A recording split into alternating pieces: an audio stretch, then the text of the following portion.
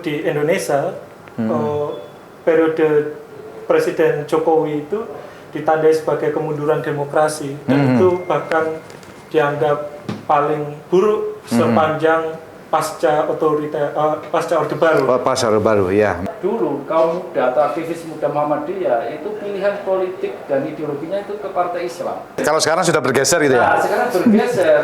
Anak-anak muda, mantan-mantan aktivis Muhammadiyah, baik dari MIPM, pemuda, dan mantan aktivis, itu pilihan politiknya ke partai politik yang berhaluan nasionalis marhaen.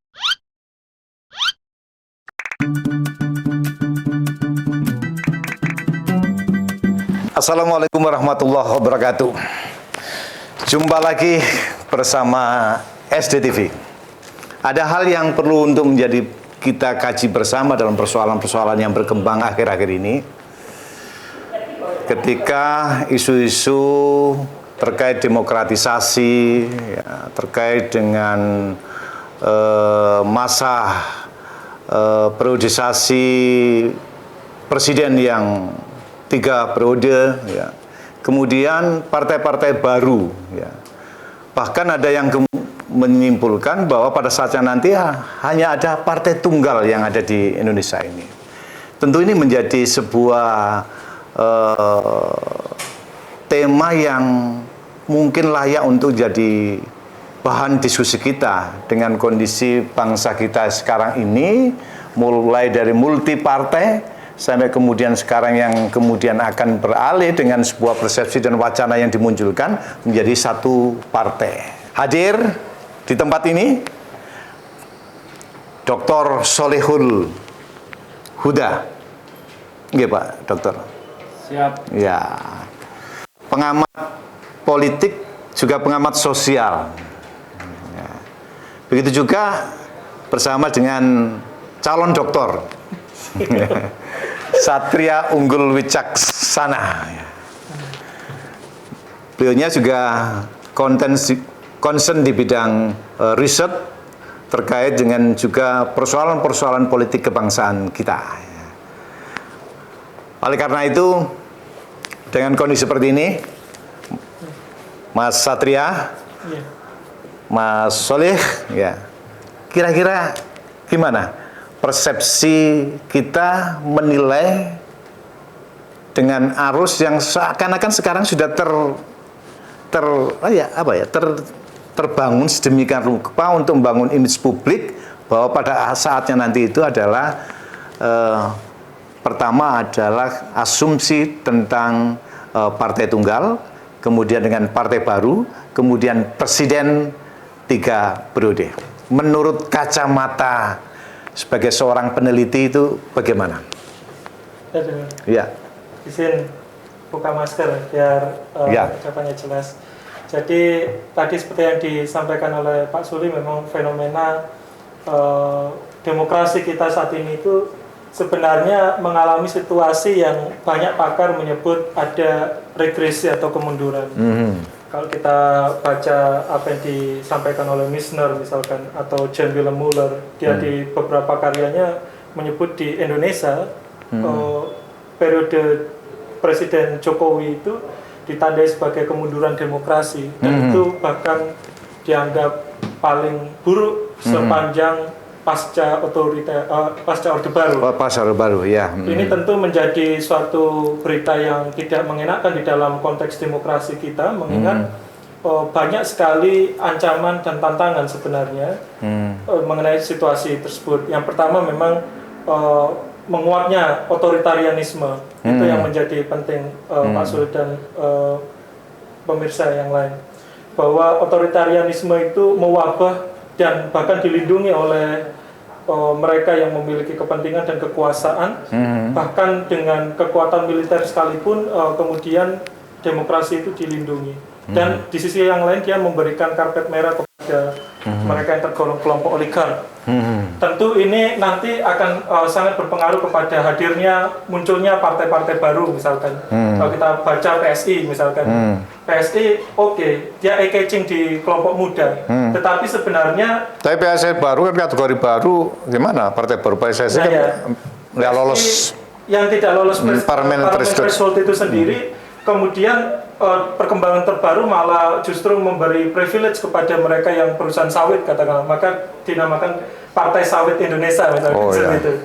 Lalu muncul juga partai-partai yang lain yang mungkin ya untuk apa namanya untuk wacana saja di masyarakat. Kenapa itu menurut saya hanya jadi wacana? Karena sistem pemilu yang kita hadapi sekarang ini tidak memungkinkan mereka untuk mencapai suara yang banyak. Konsolidasi mereka pun harus membutuhkan suara yang begitu besar ya, minimal 20% katakanlah untuk mendukung presiden. Apalagi sekarang ada wacana untuk amandemen Undang-Undang Dasar kelima untuk jabatan 3 periode presiden. Dan tentu ini melanggengkan praktek otoritarianisme yang ini gejalanya sangat kuat terakhir-terakhir ini. Ya.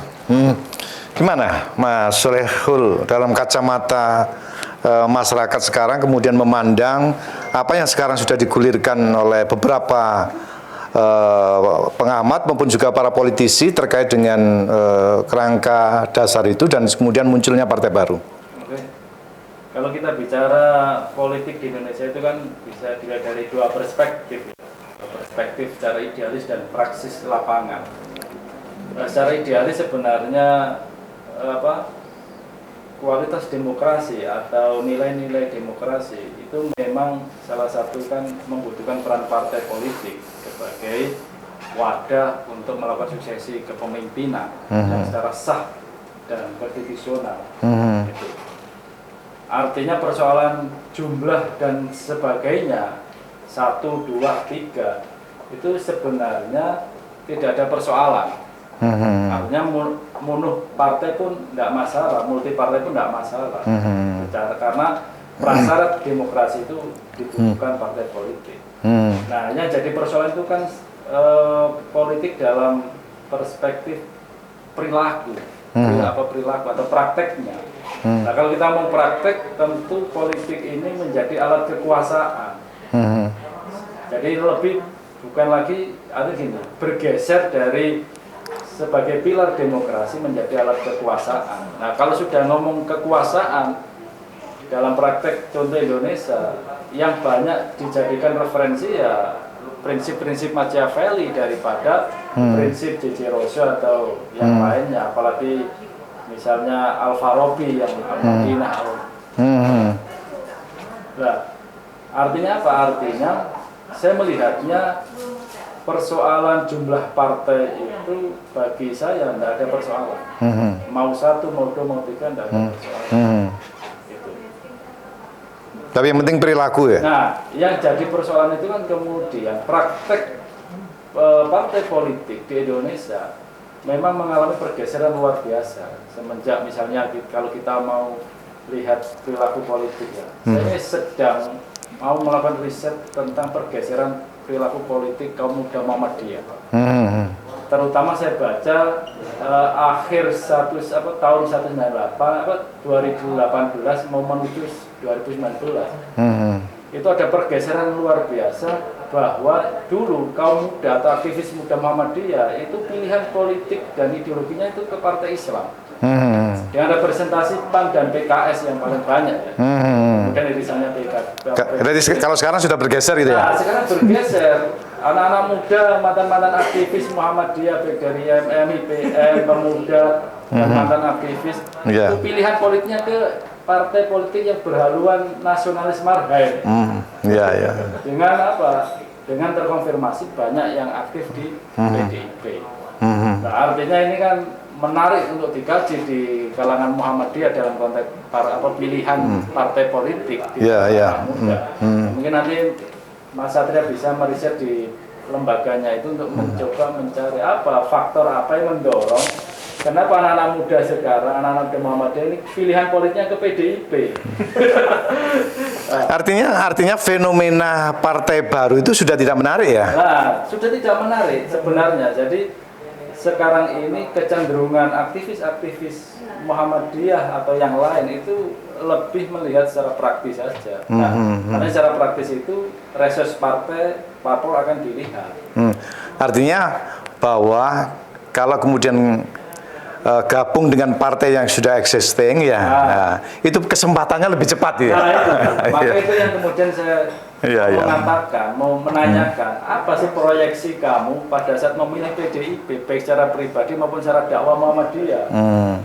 Kenapa? Karena ini sebenarnya ya enggak baru-baru amat, karena sudah hasil risetnya Prof. Munir itu kan memetakan perilaku politik warga Muhammadiyah itu kan ada istilahnya kan marmut, Muhammadiyah marhen. Oh ya. Nah, petanya Prof. Munir ini menarik, terkonfirmasi hari ini bahwa banyak aktivis Muhammadiyah yang pilihannya ke PDIP.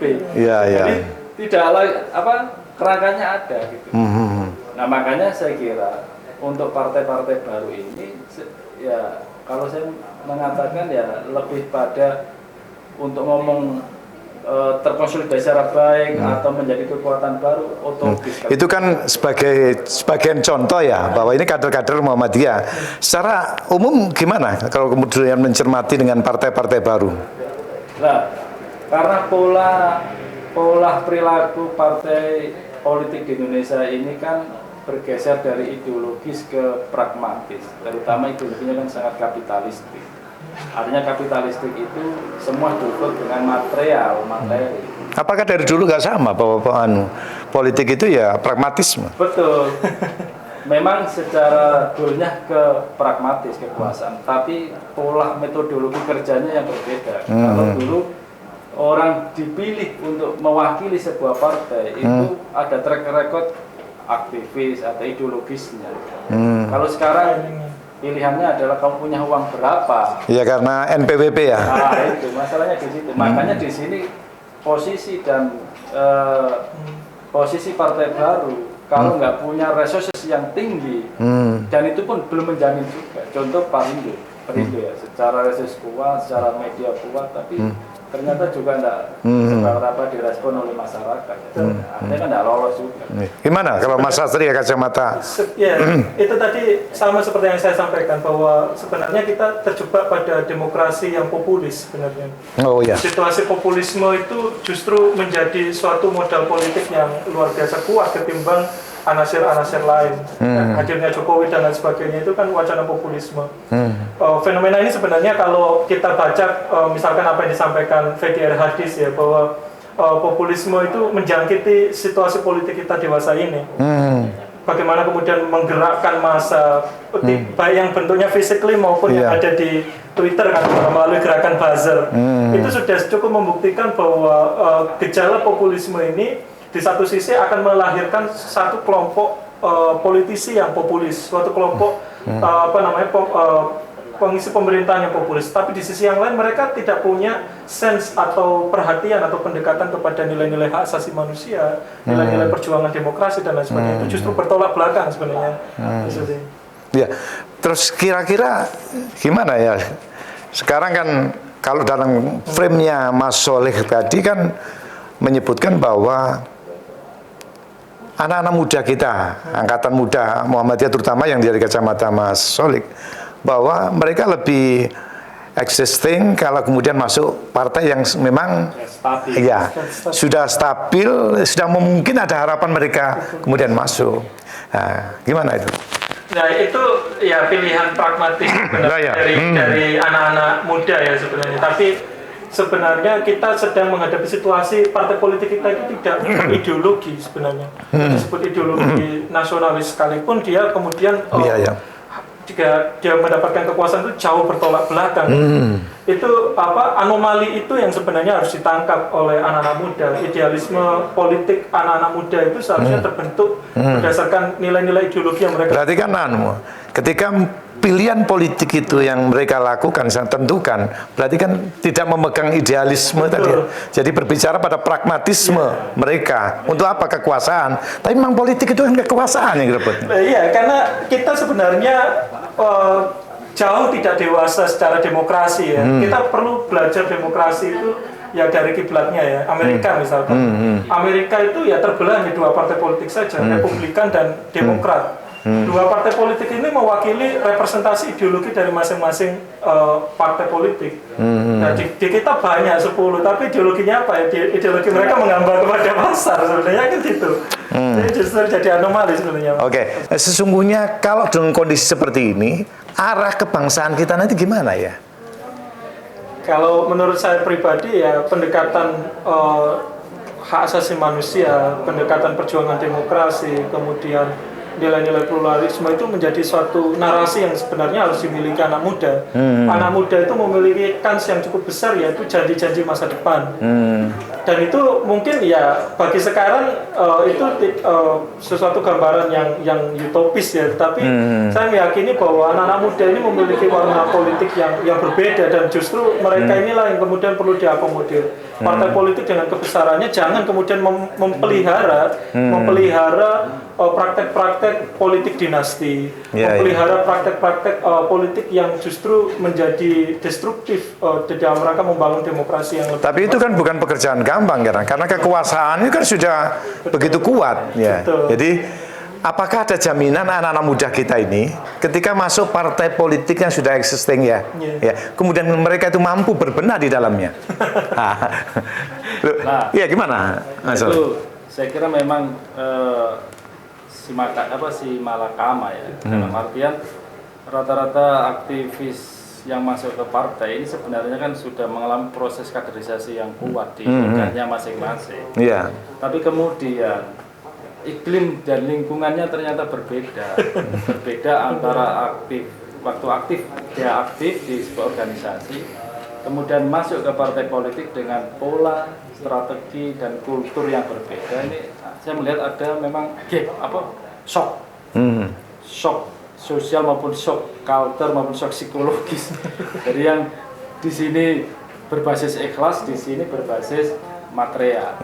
Nah, ini yang kemudian saya kira menurut saya menjadi tanggung jawab para senior yang ada di partai politik untuk kemudian bagaimana menampilkan pola-pola politik, cara-cara merebut kekuasaan yang elegan. Nah, ini yang saya lihat memang tidak ada uswah politik gitu loh. Nggak ada di partai politik. Ini senior-senior ini yang memberikan uswah. Ada distorsi yang luar biasa antara idealitas dan praktisnya ya, terkait dengan pola-pola kerja partai politik. Dan menurut saya memang perlu ada revolusi. Revolusi artinya revolusi mental. Tapi dalam konteks mental ini juga susah kalau kemudian jadi semacam. Jadi saya melihat memang pengaruh kapitalisme, pengaruh materialisme dalam konteks konsep hidupnya. Ini kan terkait dengan konsep hidup yang kemudian dibawa kemana-mana. Maka saya kira yang harus mulai dibangun itu adalah revolusi di pendidikan, karena memang pendidikan ini menjadi dasar utama untuk membangun kesadaran, sikap. Atau bukan harus ada evaluasi terkait dengan rekrutmen kader partai politik itu. Kalau menurut saya dari hulu ke hilir sebenarnya, Pak Suli dan pemirsa ya. Dari hulu itu misalkan kita kalau mau amandemen Undang-Undang Dasar itu bukan fokusnya ke jabatan 3 periode, tetapi katakanlah dipersilahkan untuk presidensial threshold sampai 0%. Lalu munculnya calon presiden independen yang itu tidak berdasarkan pada suara di kursi parlemen. Itu membuktikan bahwa prinsip meritokrasi itu betul-betul kuat hingga ke hilir. Hilirnya apa? Katakanlah masyarakat itu tidak permisif terhadap praktek politik uang. Mereka lebih kepada penekanan kepada visi misi dari calon daripada kemudian politik uang yang mereka dapatkan. Kalau itu nggak semua tercapai, saya rasa situasinya ya sama-sama aja. Bahkan sampai kapanpun menurut saya seperti itu. Istilahnya amandemen semesta.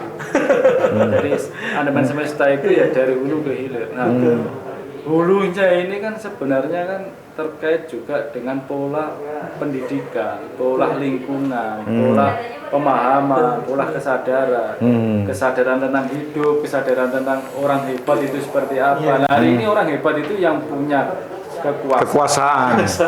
Nah, ini yang kemudian pada saat dia mau mengambil pilihan-pilihan itu, maka ini yang kemudian menjadi praktek-praktek itu, gitu loh ya. Nah makanya saya katakan ini memang kalau mau amandemen ya amandemen semesta, artinya semesta itu pendidikannya juga harus diamandemen, pola pendidikannya, terus ya artinya kan harus kemudian start dari nol lagi kan? Iya memang sekarang bobrok kabel. Ya ini kalau kita kembali ke ini ya cara pandang Cicero misalkan, Cicero itu dia sebut bahwa demokrasi itu akan selalu menemukan jalan koreksinya sebenarnya. Sekarang situasinya otoritarianisme, mungkin ada jalan koreksinya adalah dipegang oleh mereka yang sangat dekat dengan ulama misalkan ya.